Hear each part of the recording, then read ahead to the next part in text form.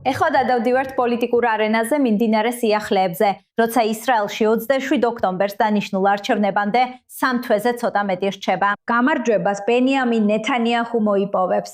თუ ცვლილებების ბლოკი შეძლებს, სწორედ ამ ცვლილების განხორციელებას. უახლესი გამოკითხვები არხი 12-ის ცნობით აჩვენებს, რომ გადი აიზენკოტის იეშარის პარტია აძლიერებს ლიდერობას. გამოკითხვა აჩვენებს, რომ იეშარი საკანონმდებლო არჩევნებში უმრავლესობით გამოვა და 24 მანდატს მიიღებს ბენიამინ ნეთანიაჰუს ლიკუდის პარტიაზე წინ, რომელსაც 23 მანდატი ექნება. შემდეგ მოდის ნაფტალი ბენეტის პარტია ერთად, ანუ იახადი 15 მანდატით. შემდეგ მოდის იაირ გოლანის დემოკრატები 11 მანდატით და ავიგდორ ლიბერმანის ისრაელ ბეიტენუ 9 მანდატით. ამ ყველაფრის გასაგებად სტუდიაში მივესალმებით პოლიტიკურ ანალიტიკოს გილ ჰოფმანს.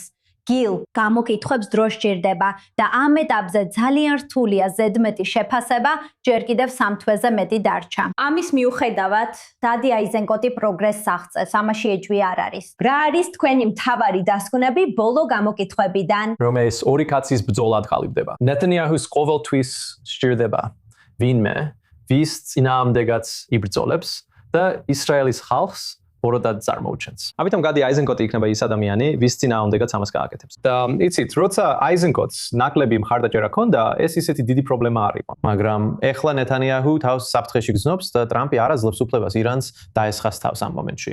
ასე რომ მას ჰყავს სხვა ადამიანი, ვისაც შეიძლება მიიტანოს სტარტმა. და კიდევ რა შეგიძლიათ გითხრათ, როგორ არის ნაფტალი ბენეტი, ყოფილი პრემიერ-მინისტრი კონკრეტულად და ბაიტის პარტია, ეს ოპოზიციური გაერთიანება, იმდენი სპეკულაცია იყო, როცა პირველად გაერთიანდნენ. რა არის უახლესი ინფორმაცია ამ კონკრეტულ მიმართულებელია. ნაფტალი ბენეტისთვის და სხვა გამოკითხვებიც არსებობს, სადაც მას კიდევ უფრო ცუდად აქვს საქმე. და მას ნამდვილად ეგონა, რომ მას გულღიად მიიღებდნენ როგორც პრემიერ-მინისტრობის კანდიდატს.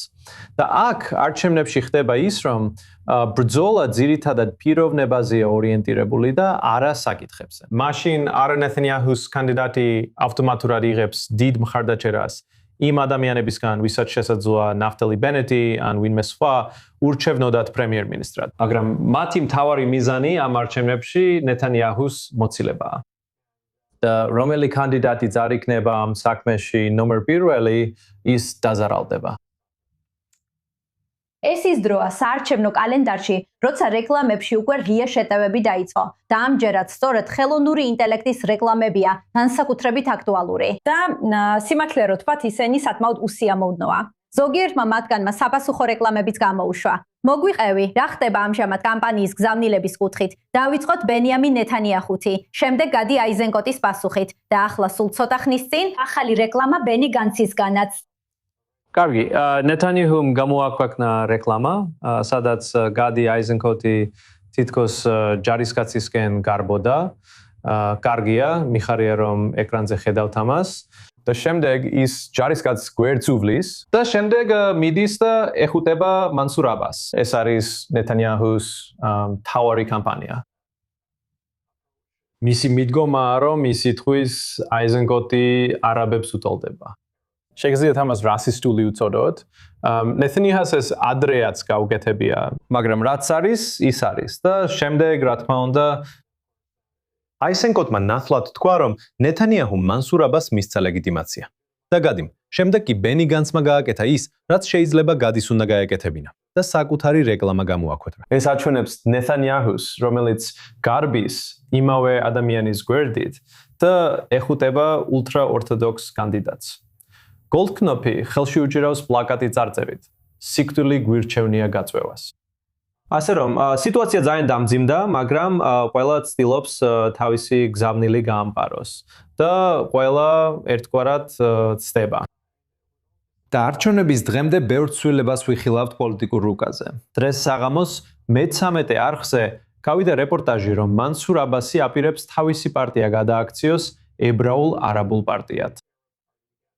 დიახ, მან უკვე ისაუბრა იოაფ სეგალოვიჩის მინისტრის ყოფილ მოადგილეს პარტია იეშატიდიდან იმის შესახებ, რომ მის სიაში იყაროს კენჯი. სეგალოვიჩი საუბრობს არაბულად და შესაძლოა სხვა სახელით იყაროს კენჯი, ვიდრე რაამი, რაც ნიშნავს გაერთიანებულ არაბულ პარტიას.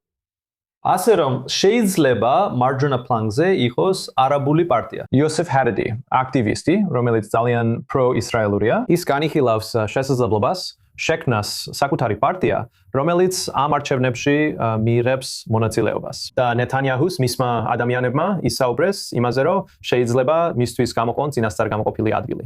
მაგრამ იოსეფ ჰარედი ურჩევნია საკუთარი პარტიის სათავეში იყაროს კენჭი. მომდევნო 97 დღის განმავლობაში ბევრი რამ იქნება გადასაწყვეტი, მანინა. ბევრი რამ იქნება გადასაწყვეტი და უდავოდ კიდევ ბევრი რეკლამა იქნება, ზუსტად ისეთი, როგორიც ახლა ვნახეთ. პოლიტიკური ანალიტიკოსი გილ ჰოფმან, მადლობას გიხდით სტუდიაში ყოფნისთვის. დიდი მადლობა, როგორც ყოველთვის.